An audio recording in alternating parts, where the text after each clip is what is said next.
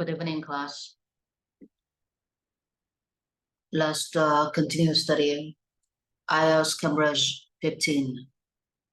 Yesterday, we finished the first and the second paragraph.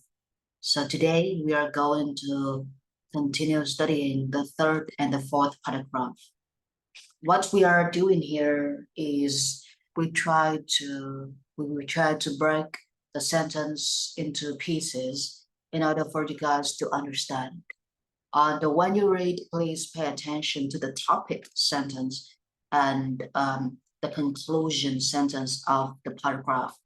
Whenever you read, first thing that you need to do is find out the topic sentence. The topic sentence is always, the very first sentence of the paragraph, and the conclusion sentence is absolutely the last sentence of the paragraph.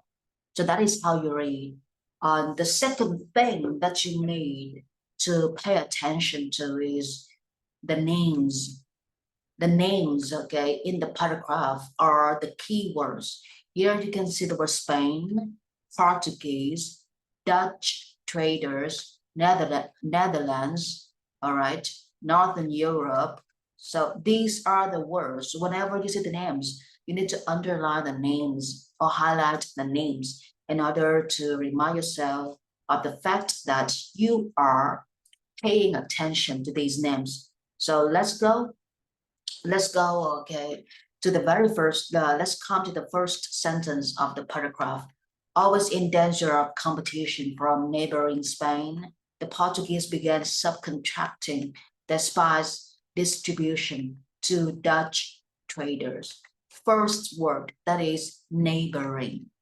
Here they say that neighboring Spain, it means that the country that is right next to Spain. So Spain is their competitor. That is why they use the word neighboring.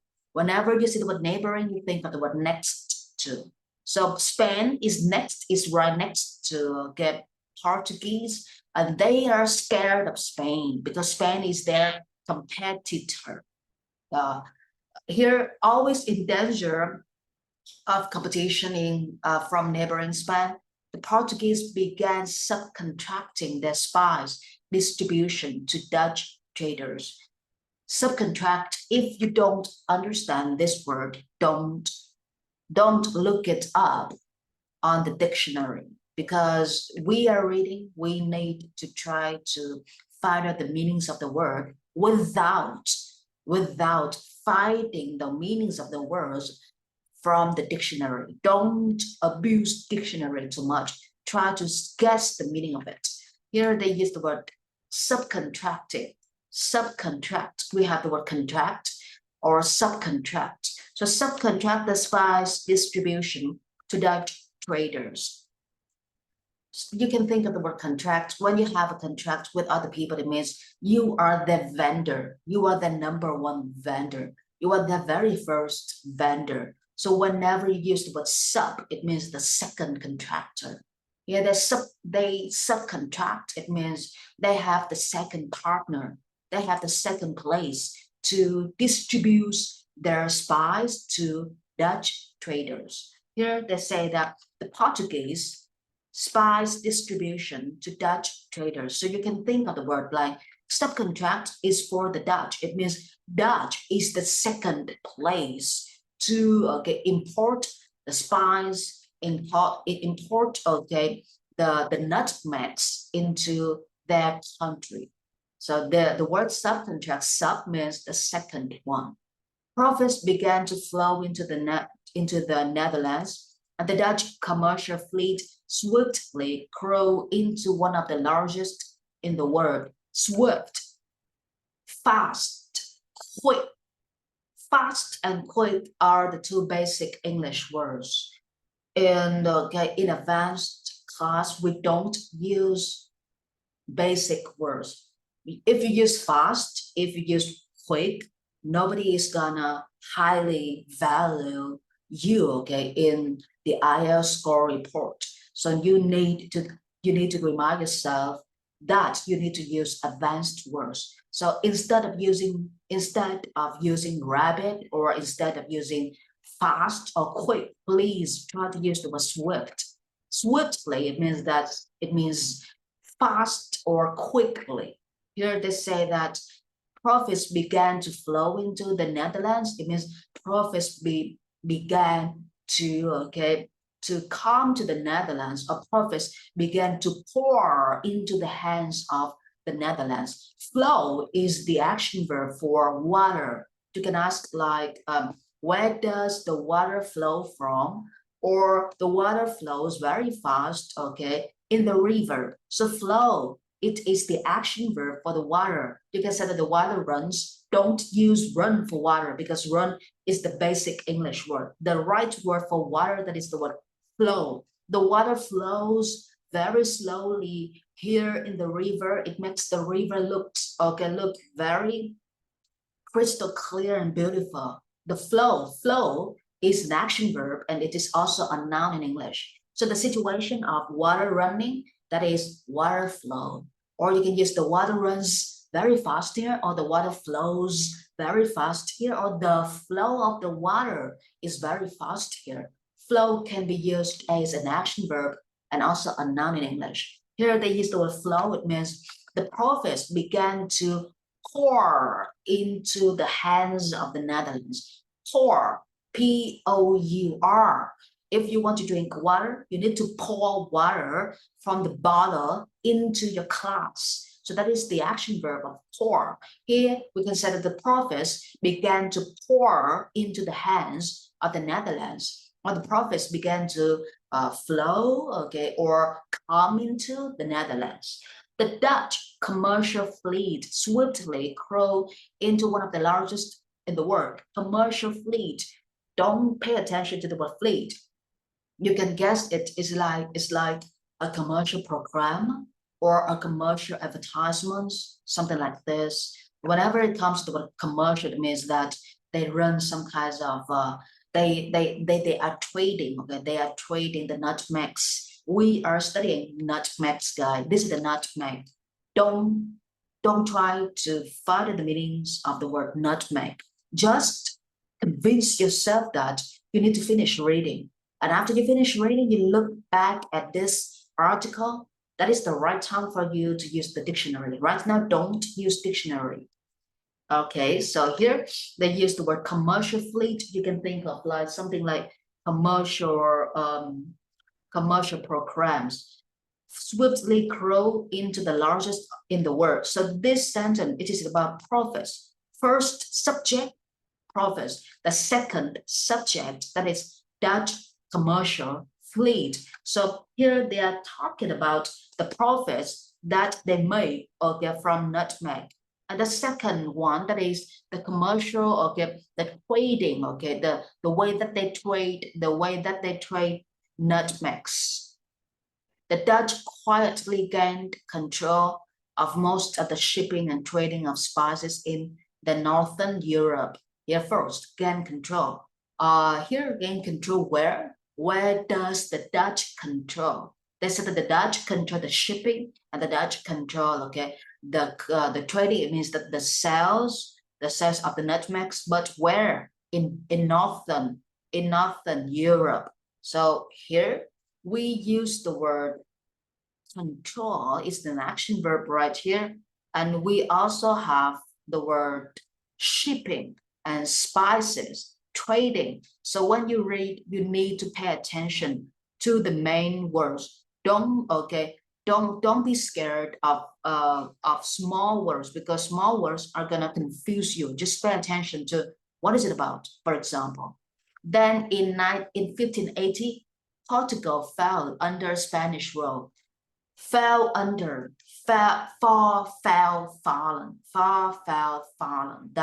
That is the three verbs of the word fall. Fall under the rule. It means the Spanish controls the Portugal. The Spanish, controls everything about the Portugal. That is the word fell under somebody's rule. It means that you are controlled by other people.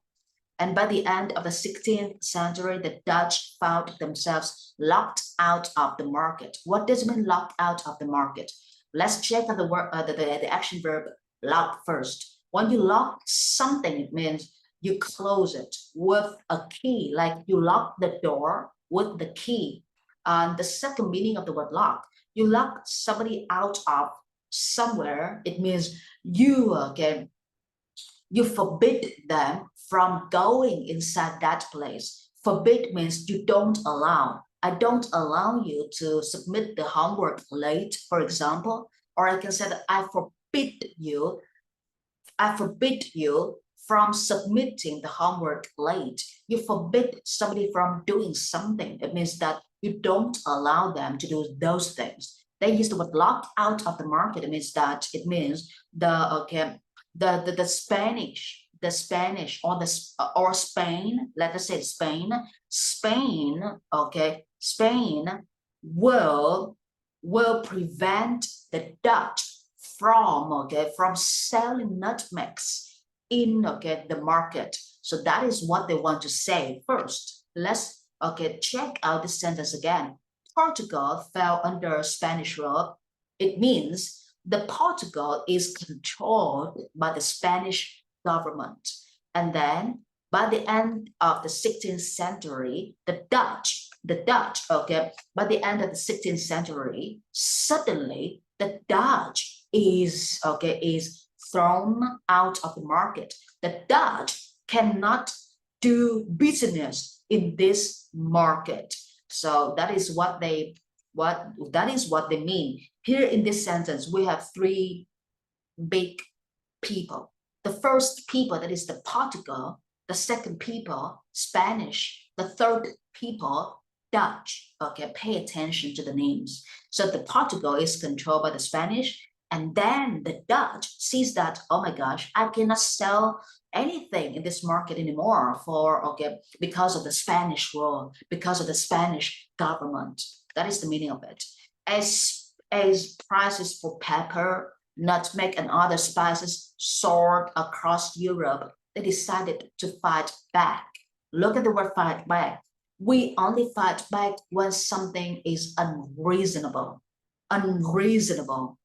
It means it's not the right thing to do. So here we usually fight back when something is not right for us. So let's check out the word soar. They use the word soar for spices.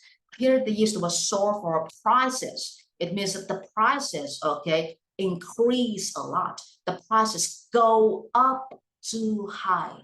That is why they decided to fight back. That is why they decided to go on a strike. That is the meaning of it. So here is prices for pepper, prices for nutmeg, prices for other ingredients increase so high or too high all over Europe, everywhere in Europe. They decided to go on a strike. That is it. So let's move to the second paragraph. If you have any question, please ask. So here I'm gonna go to the second paragraph. In 1602, Dutch merchants founded the VOC, a trading corporation better known as the Dutch East India Company. First of all, please remember, whenever you read, try to have yourself calm. You need to stay calm. You need to stay relaxed, because if you are scared or if you are so worried, you will not be able to do anything. So the only way for you to get the best score in Ielts or in Cambridge, that is stay calm no matter what happens. All right. So let's come back to this paragraph. Dutch merchants. You can think of the word merchants like a chains of shops or chains of some kind of business. So that is the word merchants. Places where people import products and distribute products to other places, or places where people input products and sell the products to the customers. So we have two ways to sell the products to the customer. The first way, that is indirect way, that is merchants, they import products and then they distribute their products to other places. And those shops will sell the products to the customers. That is the indirect sales line. And the second one, that is the direct sell line. That is you input the merchants input the products and they sell the products directly to the hands of the customers. Here, these are merchants. Just think of merchants like sales companies, product production company, or products manufacturing company. So Dutch merchants founded the VOC, founded. That is established. It's like you open a company, but you can only use the word open for shops and store. But if you use for company, we cannot use open for company because open is the word for you to use for some places that are small or okay, medium-sized business or small-sized business. You don't need to have a system. That is why you use the word open. They said that open a store, open a shop. Yeah, that is it. But office, company, factory, we use the word found, right? Found like establish. So I established a company. I found the company. I established a factory. I found the factory. Please remember, Dutch merchants founded the VOC. So what is VOC? Just whenever you see a comma, the first comma, and then the full stop of the sentence. Yeah, this is the part which will inform you of the extra information that you need to know about something. Here they say Dutch merchants founded the VOC, okay? A trading, what is VOC? A trading corporation better known as the Dutch, okay, something like this. Here they use none, no, new, none. This is verb 3. This is not an action verb. This is like if you see the verb 3 standing alone in a sentence, that is not an action verb. An action verb is verb 1 and verb 2. If you use verb 3 as an action verb, you will need to use have or has, the present perfect tense or the past perfect tense. Have, has, had, verb 3 ed. But here, before now, you don't see have, you don't see has, you don't see had. You only see none, you only see this verb 3. So that is not an action verb, that is an adjective. Verb 3 can be used as an adjective. That is the reason why they can use this way in this sentence. So when you use a noun, this is a noun, a trading corporation, that is a noun in English. This is a big noun, 2 words, trading corporation, a noun. And then they use verb 3 better known as. So this is not a sentence. This is a group of words that they use to inform you of the extra information. So if you want to use a group of words, please remember this way. At the end of the sentence, you use a comma. And then after a comma, you use a noun like this and verb 3 like this, and then full stop. And that is the end of it. So that is how you add extra information to your sentence. Here, okay, I finished the grammar explanation. And right now, I will come back to the definition of the sentence. In 1602, Dutch merchants founded the VOC. Yeah, VOC is a trading corporation. And the second name for them to call VOC, that is, VOC is also known as, or VOC is also named the Dutch East India Company. That is the meaning of known as. So whenever you see the word known as, you will understand, oh, this thing has 2 names. The first name that is a trading corporation, and the second name that is Dutch East India Company. Yeah. So when you read, you need to know grammar and you need to understand the function of the grammar that they are using, right? By 1617, the VOC was the richest commercial operation in the world. The company had 50,000 employees worldwide, with a private army of 30,000 men and a fleet of 200 ships. So by 1617, you can see the word by and the time and the year, whenever you see by in the year, it means that a little bit before or right at this time. So whenever you see the word by, it means that a little bit before 1617. That is what I want to say. A little bit before 1617, the VOC was the richest commercial operation in the world. Commercial operation, commercial company, commercial, office, that is commercial enterprise. So the company had 50,000 employees, staffs, workers worldwide, all over the world, with a private army, of 30,000 men and a fleet of 200 ships. A fleet of, or you can say that a group of, they just want to add a unit of ships. If you want to use, a word to say that, oh, there are many ships that belong to the Dutch, that belongs to this company, you use a word, a fleet of. A fleet of here is a unit for you to use with the word ships, because you want to say that the ship, oh, there are many ships, there are too many ships. And this is a big amount, this is a big number of fish, of ships. That is why you use this compound noun, a fleet of, to emphasize the huge number of the ships that they are showing you. Okay, this is 200 ships. It means too many ships, but they just want to make it complicated for you to understand. That is why they use the word a fleet of. So whenever you see the number is so clear. Don't be tricked by a unit of like this, a fleet of. This is only a unit to trick you from understanding the paragraph. So don't be tricked by them. Just pay attention to the real thing. The clear number will tell it all, right? At the same time, thousands of people across Europe were dying of the plague, a highly contagious and deadly disease. Contagious, dangerous. Dangerous is the word for children or basic English learners or elementary English learners to use.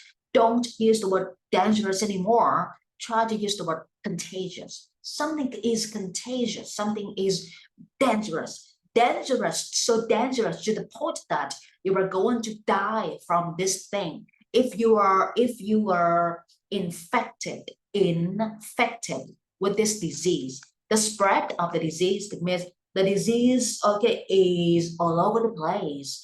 Nobody can control or stop the disease from getting to other places in this country. Desperate means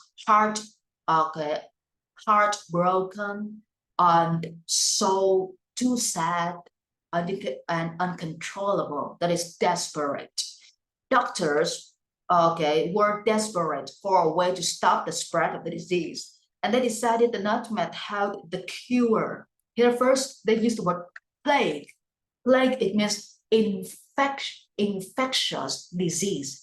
Infectious.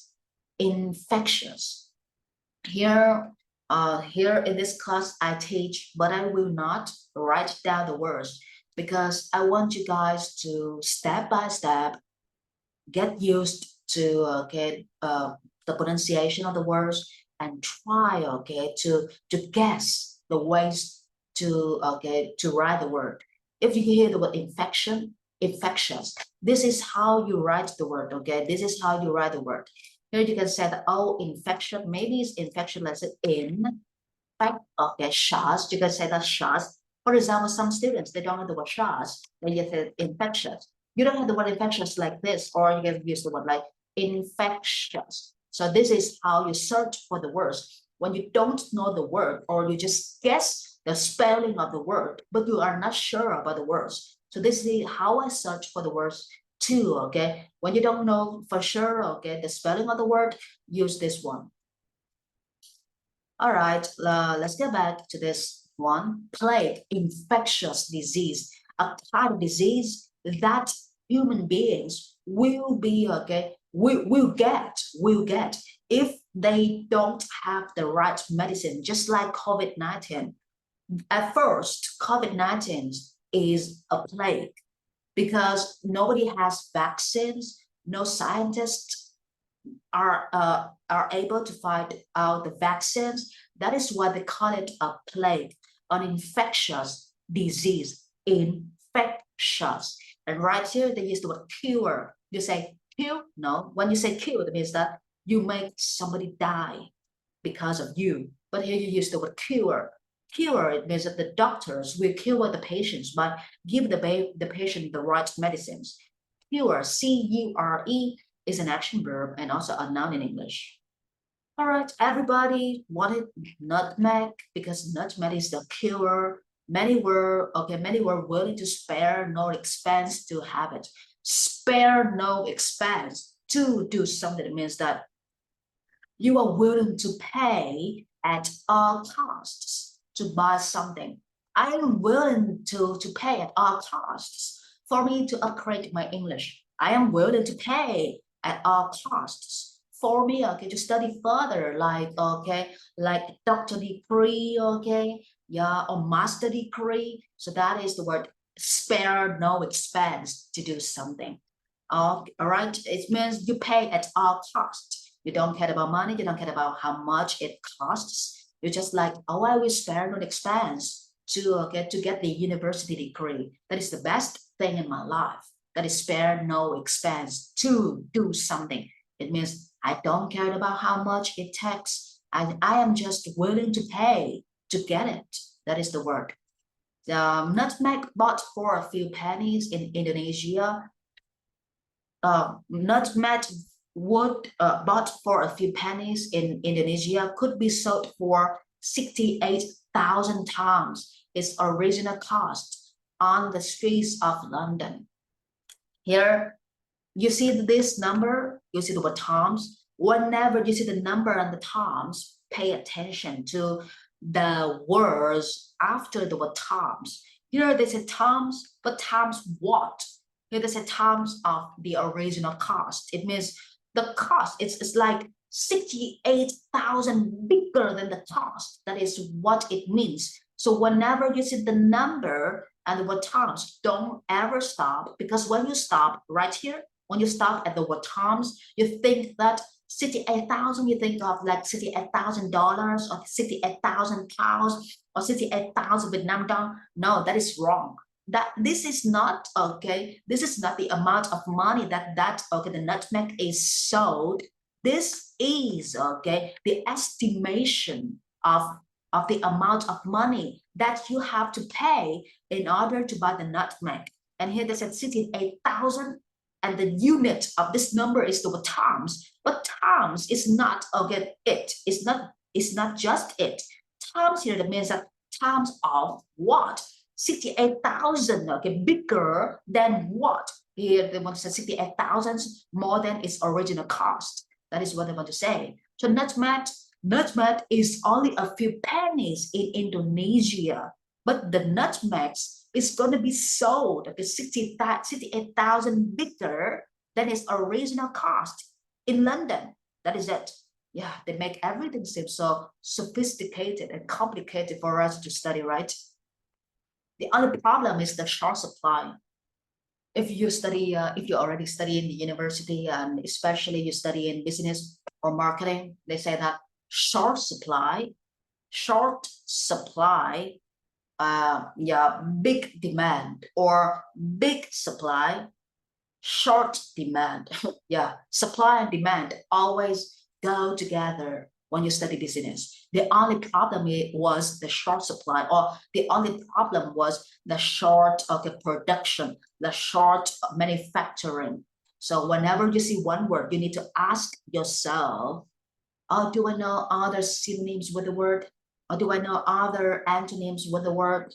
You need to find out the synonyms and the antonyms in order to enhance your vocabulary.